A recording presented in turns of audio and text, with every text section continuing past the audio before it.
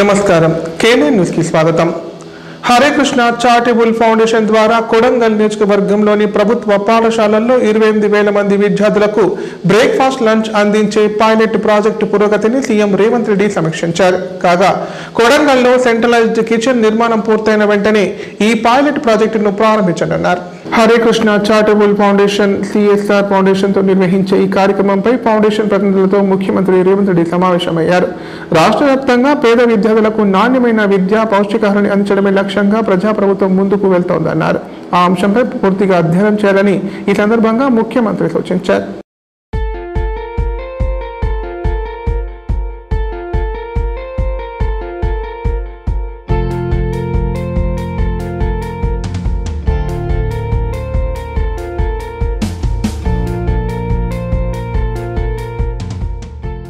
తెలంగాణ సాధన కోసం నిరంతరం తప్పించి రాష్ట్ర ఏర్పాటులో కీలక భూమి పోషించిన రాజకీయ దురంధరుడు స్వర్గీయ సోదరి జైపాల్ రెడ్డి 5వ వర్ధంతి సందర్భంగా ముఖ్యమంత్రి రేవంత్ రెడ్డి ఆయనకు ఘన నివాళులర్పించారు।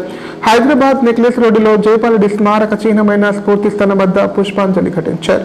పాలమూరుపల్లి నుంచి ఢిల్లీ దాకా ఎదిగిన తెలుగు రాజకీయవేత్తగా విలువల గల వైతాళికుడిగా జైపాల్ రెడ్డి కలకాలం గుర్తుండిపోతారని సీఎం కొనియాడారు। ఈ కార్యక్రమంలో ముఖ్యమంత్రితో పాటు శాసనమండలి చైర్మన్ గుత్తా సుఖేందర్ రెడ్డి, మంత్రి పొన్నం ప్రభాకర్, ఎమ్మెల్యే సుదర్శన్ రెడ్డి, ఎంపీ అనిల్ కుమార్ యాదవ్ తదితరులు పాల్గొన్నారు।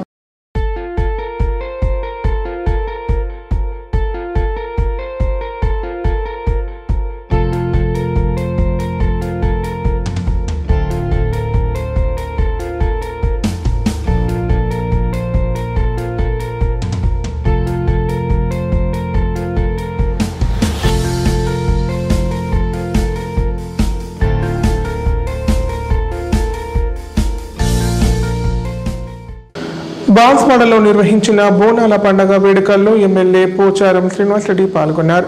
వేద పండితుల ఆధ్వర్యంలో ప్రత్యేక పూజలు చేసి మొక్కులు చెల్లించుకున్నారు। పాడి పంటలతో అందరూ చల్లగా ఉండాలని అమ్మవారిని వేడుకున్నారు।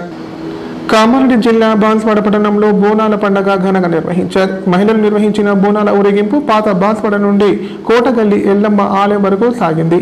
ఎల్లమ్మకు మహిళలు పూజలు చేసి మొక్కులు చెల్లించుకున్నారు। ఈ వేడుకల్లో MLA Pocharam Srinivas Reddy, agro industries corporation chairman కాసుల బాలరాజు పాల్గొని బోనం ఎత్తుకున్నారు। అనంతరం ప్రత్యేక పూజలు నిర్వహించి అందరూ చల్లగా ఉండాలని అమ్మవారిని వేడుకున్నారు।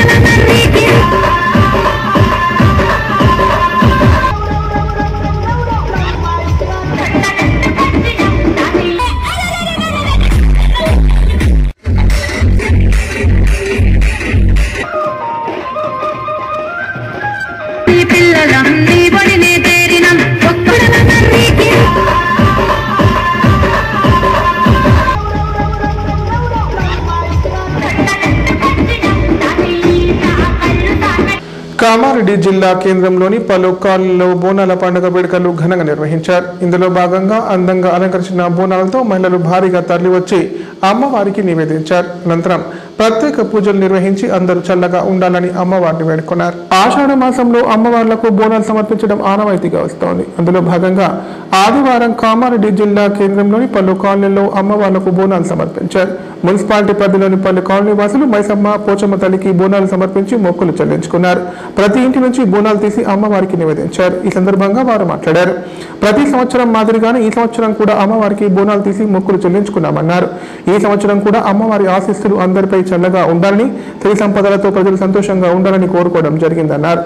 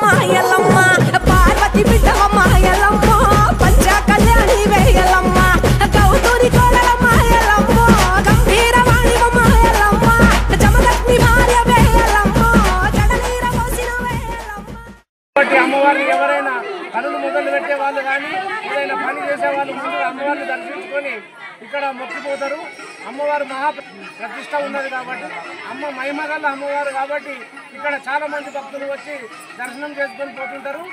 ప్రతి సంవత్సరము ఇక్కడ బోనాలు తీస్తాము. అమ్మవారి ఆశీస్సులతో ఇప్పటి వరకు అయితే అందరి సహకారంతో అమ్మవారికి గుడి ఇక్కడ స్థలము షెడ్ అవన్నీ వేసినాము. మిగతా ఎవరన్నా దాతలు ఉంటే వచ్చి అమ్మవారికి కానుకలు ఇవ్వాల్సిందిగా కోరుతున్నాము. చంద్రరాజుల వారి పేరు మీద ఇక్కడ డొనేషన్స్ పేరు రాస్తాం కాబట్టి ఇక్కడ ప్రతి సంవత్సరం జరుగుతుంది. ఇక ముందు ఇంకా బ్రహ్మాండంగా చేయాలని అనుకుంటున్నాము. ఇక్కడికి వచ్చే భక్తులందరికీ అన్ని రకాలుగా సుఖ సంతోషాలతో ఉన్నారు కాబట్టి ఇక్కడ అమ్మవారికి ప్రతి సంవత్సరం బోనాలు సమర్పిస్తాం. బోనాల పండుగ శుభాకాంక్షలు. ప్రతి సంవత్సరం గత 10 సంవత్సరాల నుండి మన అశోక్ నగర్లోని రెండు మైసమ్మ తల్లి దగ్గర బోనాలు తీయడం జరుగుతుంది. చాలా అభివృద్ధి చెందుతూ ముందు మొదటి సంవత్సరం కొంతమందితో ఇప్పుడు ఏకంగా 200 నుండి 250 మంది వరకు బోనాలు తీయడం జరిగింది. ఇక్కడ అమ్మవారు ఏదైతే మొక్కుకున్నామో ప్రతి ఒక్కటి అమ్మవారి ఆశీస్సులతో తీరుతుందనే నమ్మకం భక్తుల్లో ఏర్పడింది. కావున దినదిన అభివృద్ధి జరుగుతూ నేను కూడా ఈ 4 సంవత్సరాల నుండి మన మైసమ్మ గుడికి నా సాయశక్తుల కృషి చేసి అభివృద్ధి చేశాను. ఇంకా కూడా అభివృద్ధి చేస్తానని చెప్పుకుంటూ అందరికీ మరొకసారి భారీ వర్షాల్లో అధికారులు సిబ్బంది అహర్నిశలు పనిచేస్తూ వినియోగదారులకు మెరుగైన నిరంతర విద్యుత్ సరఫరా అందిస్తున్నామని Kamareddy circle superintendent engineer Ramesh Babu అన్నారు. విద్యుత్ నెట్వర్క్లో ప్రమాదకరంగా ఉన్న వాటిని గుర్తించి సమయానుసారంగా వాటిని సరిచేసి ఆస్తి ప్రాణనష్టం జరగకుండా చర్యలు తీసుకుంటున్నామని పేర్కొన్నారు. వర్షాలు విస్తారంగా కురుస్తుండడం వలన వినియోగదారులకు ఎక్కడ అంతరాయాలు లేకుండా విద్యుత్ సరఫరా అందిస్తున్నందున అధికారులను సిబ్బందిని సీఎండీ కార్నాటి వరుణ్ రెడ్డి అభినందించారని Kamareddy circle superintendent engineer Ramesh Babu తెలిపారు. సమస్యలు ఉన్న చోట విద్యుత్ సిబ్బంది తక్షణమే స్పందించి యుద్ధ ప్రాతిపాదికన విద్యుత్ సరఫరా పునరుద్ధరించడంలో వారి సేవలు శ్లాఘనీయమన్నారు.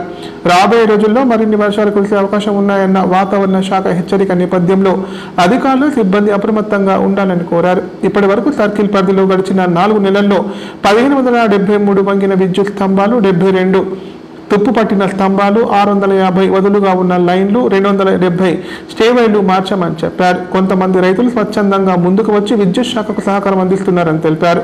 ఇకపై ఇలాంటి మరెన్నో కార్యక్రమాలు చేపట్టి విద్యుత్ వ్యవస్థను ప్రతిష్టపరిచి విద్యుత్ అంతరాయాలు ప్రమాదాలు జరగకుండా చర్యలు చేపడతామని వివరించారు.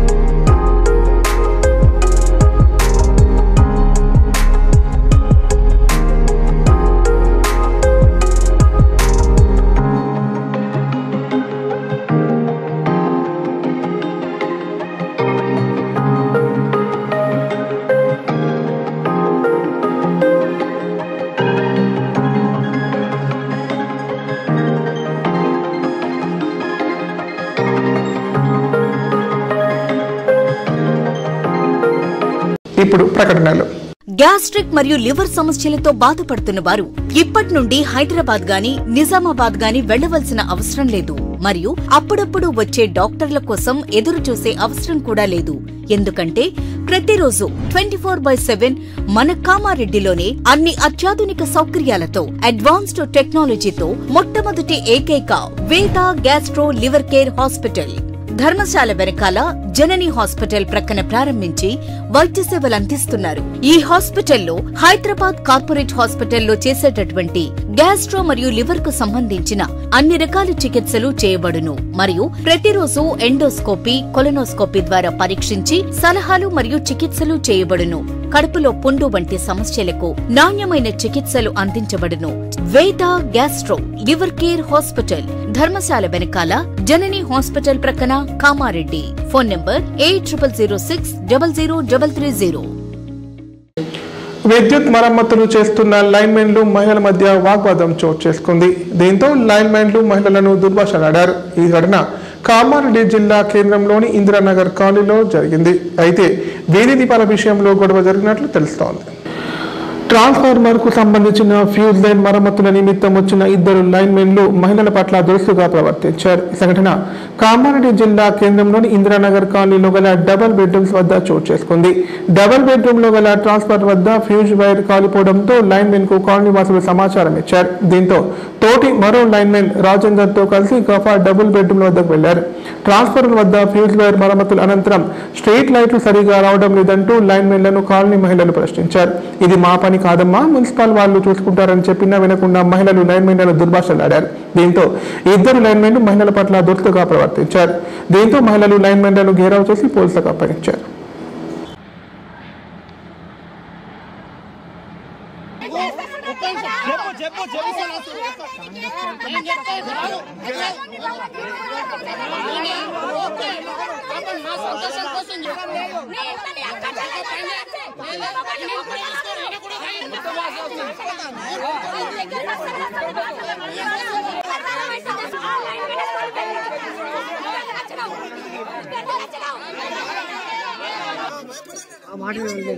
ఇప్పుడు రికార్డింగ్ అయింది, వినిపిస్తా.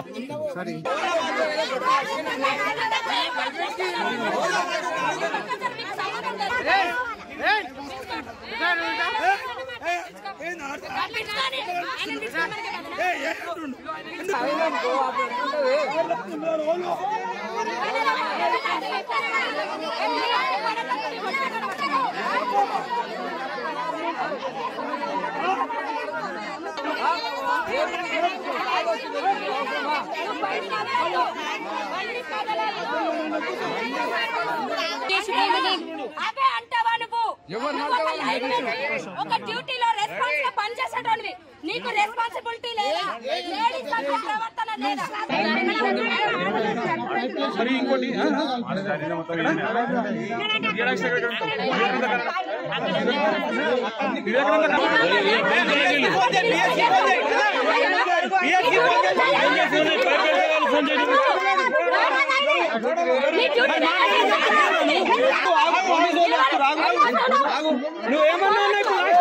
బాండి బాండి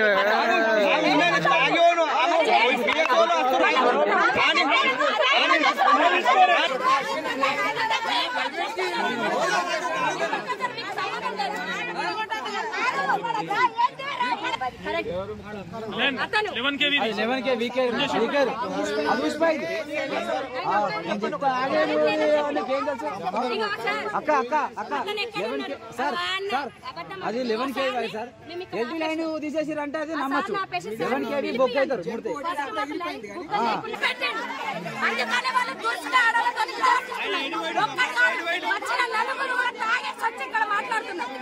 కొంచెం కూడా రెస్పాన్సిబిలిటీ లేకుండా ఆడవాళ్ళకు. అందుకనే ప్రభుత్వం పెట్టుకోలేదు. ఫ్రీ కరెంట్ కూడా అవసరం లేదు. ఎవరు పెట్టుకోలేదు ప్రభుత్వాన్ని, ఉండడానికే సరిగా లేదు. మంచిగా ఉన్న వాళ్ళని తీసుకురండి, మంచిగా ఉన్న వాళ్ళని పెట్టండి. ఈ తాగుబోతుల లైన్ మెన్లు వద్దు. ఇవాళ ఇదే చేసిన రేపు పిల్లలకు శాఖ కూడా వేసుకోతారు వీళ్ళు.